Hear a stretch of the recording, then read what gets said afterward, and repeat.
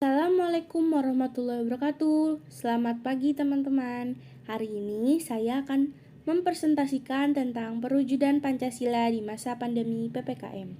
Pertama-tama saya akan memperkenalkan anggota kelompok saya.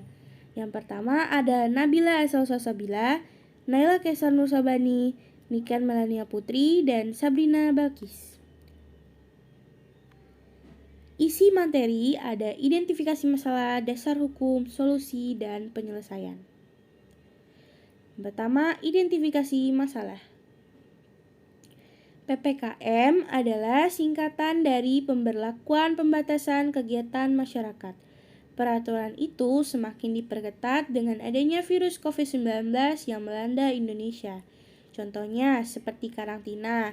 Sebenarnya karantina memiliki tujuan yang baik, akan tetapi tidak selamanya baik jika karantina dilaksanakan dalam kurun waktu yang panjang. Sebab itulah muncul beberapa masalah yang disebabkan oleh masyarakat yang merasa tertekan karena peraturan tersebut. Masalah yang timbul saat PPKM yaitu terbatasnya kegiatan pembelajaran dan perkantoran.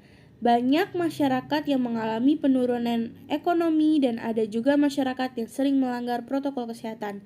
Dan banyak yang beranggapan jika PPKM telah mengambil hak masyarakat.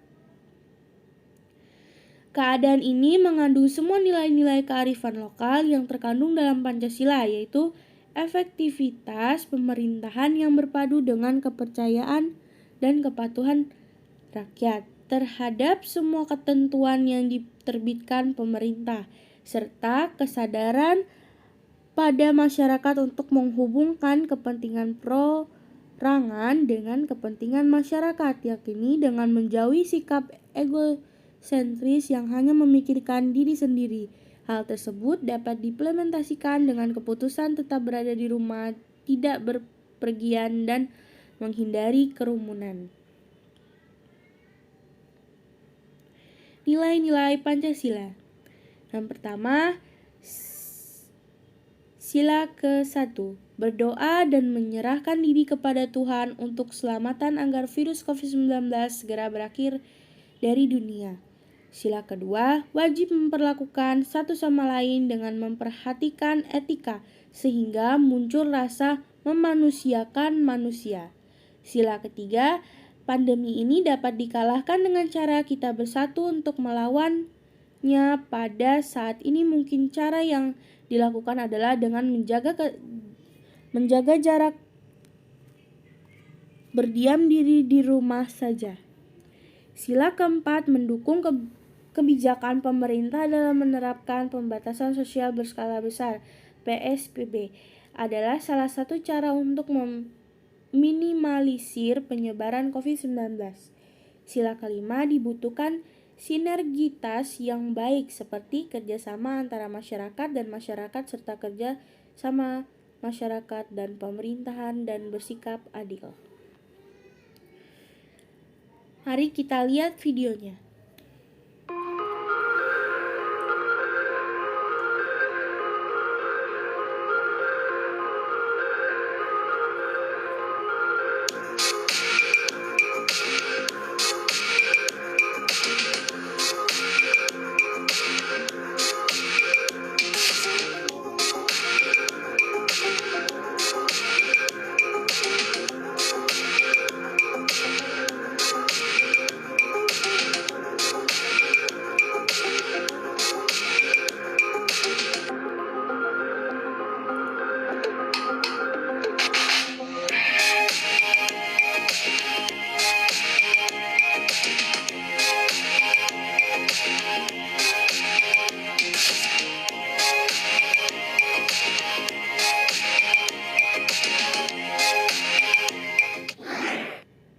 Nah, itu tadi videonya.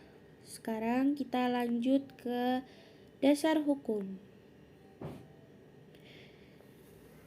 Pasal 93 Undang-Undang Nomor 6 Tahun 2018 berisi, bagi siapa saja yang tidak mematuhi penyelenggaran karantina kesehatan, maka masyarakat akan dipidana paling lama 1 tahun atau denda 100 juta Yang kedua, pasal 218 KUHP berisi bagi siapa saja yang berkerumunan tidak segera pergi setelah diperingatkan 3 kali, maka masyarakat akan dipenjara paling lama 4 bulan atau denda 9 juta.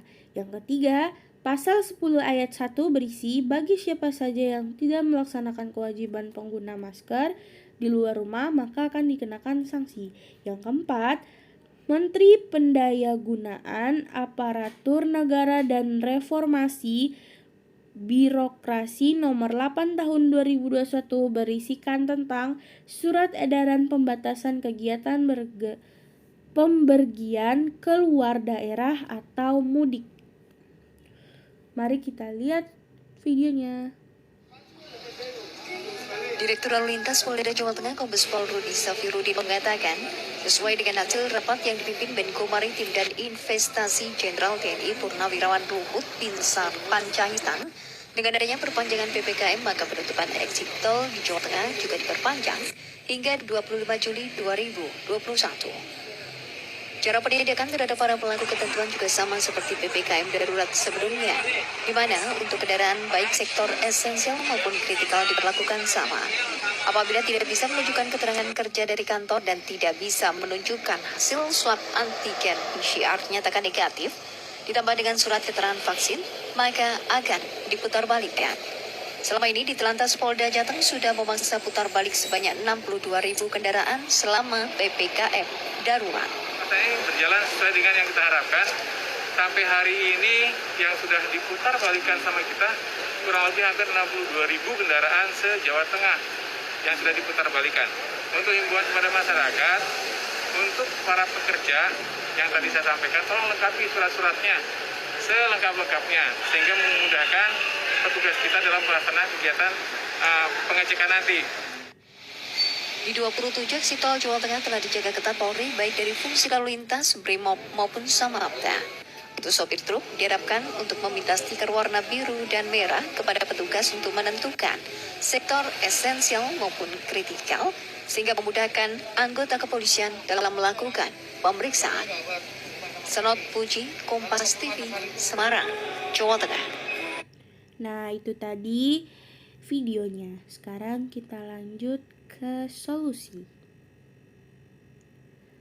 Beberapa solusi yang baik agar PPKM tidak diperpanjang dan bisa membuat karantina dan protokol kesehatan diperhatikan, yaitu kita harus saling mendukung dan mengajak orang lain untuk mengikuti program kesehatan guna bebaskan Indonesia dari COVID-19. Selain itu, kita harus sadar jika bukan kita saja yang sedang mengalami kesusahan, melainkan ada banyak orang yang mengalami hal serupa. Kita juga harus memikirkan jasa dokter atau tim kesehatan yang selalu siap membantu kita. Apalagi pemikiran sudah berapa banyak korban yang meninggal dunia karena virus ini. Kita lihat yuk videonya.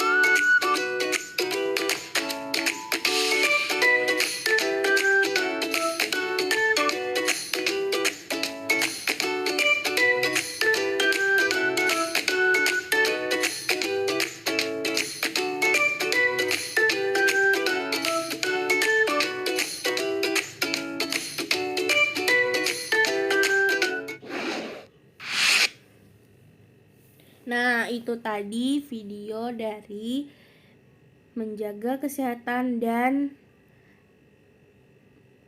lingkungan sekitar kita.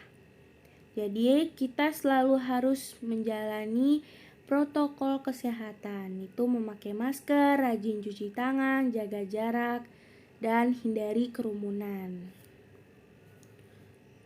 Dan yang terakhir ada penyelesaian. Penyelesaian merupakan jalan pintasan tercepat selain solusi yang hanya memberikan saran dan himbauan. Contohnya, jika ada masyarakat yang tidak bisa diberikan solusi berupa saran dan himbauan dan masih tetap melanggar peraturan kesehatan, maka mau tidak mau mereka harus dijatuhi hukuman pidana oleh pemerintah. Hukumannya baik itu penjara atau denda. Meskipun begitu, masih ada loh penyelesaian lain yang baik, yaitu dengan cara melakukan program kesehatan vaksinasi. Dengan kalian melakukan program vaksinasi, kemungkinan bisa membuat kita terhindar dari COVID-19 walaupun tidak 100%. Upaya menarik minat masyarakat untuk melakukan vaksinasi di tempat wisata Semilir ini merupakan bentuk percepatan vaksinasi di Kabupaten Semarang, Jawa Tengah. Dengan menggandeng sejumlah pihak diantaranya TNI, Polri, dan pelaku wisata, Pemkab Semarang menyasar 9.800 pengunjung untuk vaksin dosis yang kedua. Selain ingin mengejar target vaksinasi yang terus ditingkatkan, kegiatan ini juga sekaligus untuk mempromosikan lagi dibukanya Dusun Semilir setelah Kabupaten Semarang masuk ke level 2 PPKM. Nah, itu tadi videonya. Nah, itu dia presentasi saya. Sekian dari kelompok saya. Terima kasih dan jangan lupa jaga kesehatan dan mematuhi protokol kesehatan.